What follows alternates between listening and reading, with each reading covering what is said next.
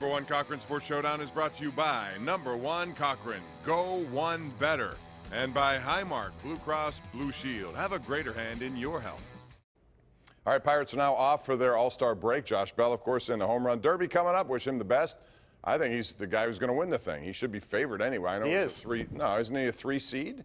Well, Yelich is out. Vegas, the odds makers have him at 3-1. He's the favorite with the smart people, Bob.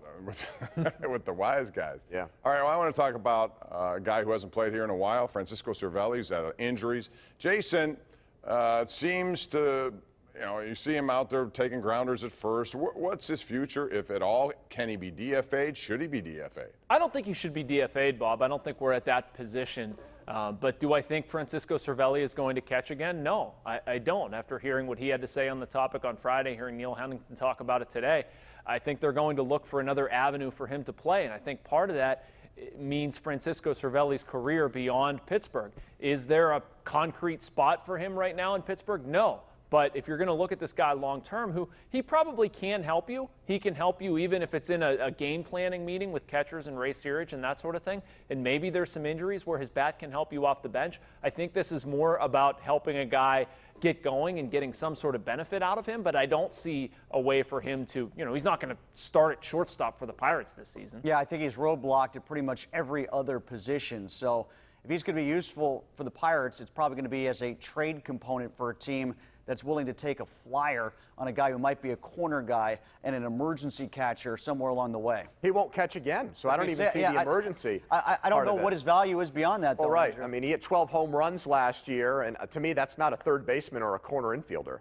So I don't know what he is at this point. Maybe in the future his best position is second base, but he's blocked there right now by Adam Frazier. What kind of role does he have on the bench? Is he better than Osuna, Gung, or Cabrera right now? Probably not. I mean, I would take him, if it came down to it, I would take him over Gung. All right. If that was the decision they were faced with. Real quick question. Look ahead. If there's one guy who's going to be traded to get something here, even if it's a lower level kind of pitcher to help, who would it be of this team, Tim? Say that again. Who would be traded off? Yeah, who would you trade? Who do you think the Pirates would get rid of to try to get something? Gung, Cervelli. I don't know, Brault, if they're going to get something. Cabrera? Would you trade him? I would consider Cabrera. Yeah, I would. I don't think any of those guys are going to net you a pitcher with the supply and demand, the way the market works out. Pitchers are in demand. They're at a premium. I don't know what you're going to get for any of those guys. Either Dickerson or Cabrera. I mean, they kind of serve the same role, don't they? Yeah. Especially when Polanco comes back. I would have to see something out of Polanco in order to be okay trading either one of those guys. I'd maybe look for a prospect. You brought up Will Craig earlier, Tim. I think that might make some sense if you can use him and maybe you couple him with Gung. If somebody wanted Cervelli, I don't hold out a lot of hope that that's going to happen, but that would be about it. I certainly would not trade a significant piece. All right, we got to take a break. Back right after this on the #1 Cochran Sports Showdown.